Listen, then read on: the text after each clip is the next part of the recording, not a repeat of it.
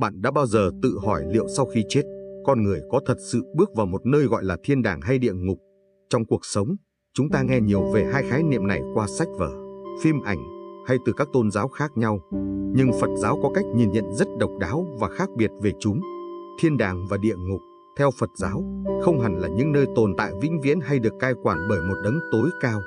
Thay vào đó, chúng là những trạng thái tạm thời, nơi mỗi chúng sinh phải trải qua để trải nghiệm mình đã tạo ra, là những bài học sâu sắc để rèn luyện tâm thức và tiến gần đến sự giác ngộ. Trong video hôm nay, chúng ta sẽ cùng khám phá hành trình tâm linh này để hiểu rõ hơn về những ý nghĩa thực sự của nghiệp và luân hồi. Khi nắm rõ các khái niệm này, bạn sẽ nhận ra rằng cách chúng ta sống hàng ngày chính là yếu tố quyết định vận mệnh của mình, không phải chỉ sau khi chết mà ngay cả trong kiếp sống hiện tại.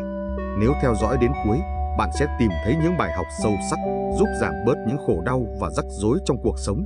Đừng quên để lại bình luận và nhấn like nếu thấy nội dung này hữu ích nhé. Thiên đàng và địa ngục trong quan điểm các tôn giáo khác. Khi nói đến thiên đàng và địa ngục, đa số chúng ta thường nghĩ đến khái niệm này theo cách mà các tôn giáo độc thần như Thiên Chúa giáo, Hồi giáo hay Do Thái giáo quan niệm. Thiên đàng là nơi chỉ dành cho những linh hồn xứng đáng, còn địa ngục là nơi dành cho những người đã phạm tội trong cuộc sống.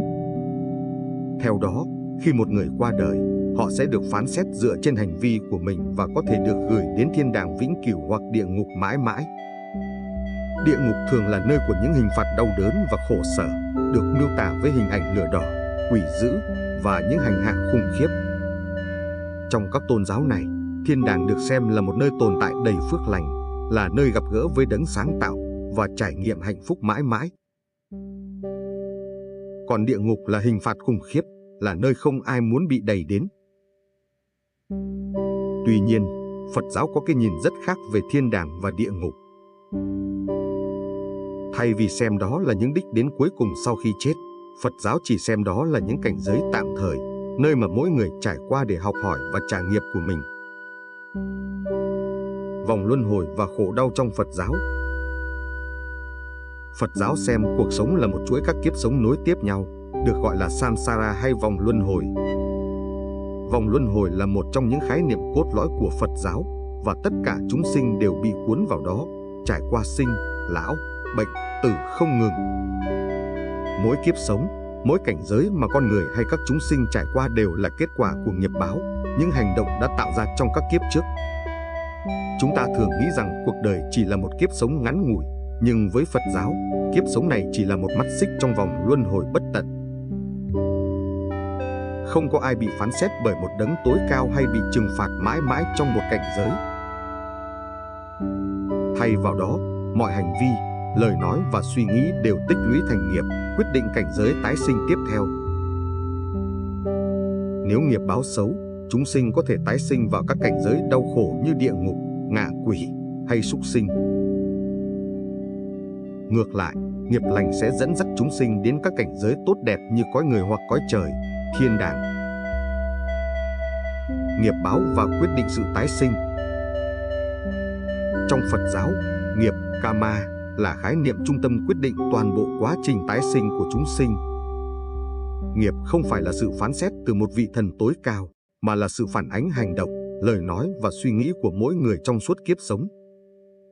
Nghiệp thiện sẽ đưa chúng sinh đến các cảnh giới hạnh phúc, còn nghiệp ác sẽ dẫn họ đến những cảnh giới đau khổ. Ví dụ, một người sống với lòng từ bi, tránh xa những hành vi ác như sát sinh, trộm cắp, nói dối và biết giúp đỡ người khác, sẽ tích lũy nghiệp lành và có khả năng được tái sinh vào các cảnh giới cao hơn, có thể là thiên đàng. Ngược lại, những người sống cuộc đời tham lam, hại người, sẽ chịu nghiệp báo và có thể phải xuống các tầng địa ngục để trả nghiệp. Các tầng địa ngục trong Phật giáo. Khác với nhiều quan niệm phổ biến, địa ngục trong Phật giáo không phải là một nơi vĩnh viễn, mà chỉ là cảnh giới tạm thời nơi chúng sinh phải trải qua để trả nghiệp báo. Địa ngục trong Phật giáo được chia thành nhiều tầng, mỗi tầng dành cho một loại tội lỗi và hình phạt khác nhau. Các tầng này có thể bao gồm từ những hình phạt nhẹ nhàng hơn như ở địa ngục lạnh, những ai thiếu tình thương và không giúp đỡ người khác sẽ chịu cảnh bị đông lạnh mãi mãi, đến các hình phạt đau đớn như ở địa ngục luyện ngục, nơi người ôm hận thù và ghen ghét bị nung chảy trong lửa.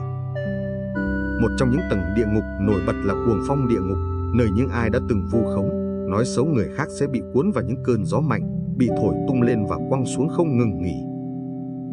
Những hình phạt này được xem như biểu tượng của những hậu quả đau đớn mà nghiệp báo mang lại, giúp chúng sinh nhận ra những hành động sai lầm của mình. Nếu thấy hữu ích, hãy ấn like và chia sẻ suy nghĩ của bạn. Bạn có nghĩ rằng những hành động nhỏ trong cuộc sống hàng ngày cũng sẽ tác động đến nghiệp báo của mình không? Thiên đàng trong Phật giáo, cõi trời và các tầng cõi trời. Thiên đàng trong Phật giáo không phải là đích đến vĩnh viễn mà là một cảnh giới tạm thời. Thiên đàng hay còn gọi là cõi trời là nơi dành cho những người tích lũy nhiều nghiệp lành.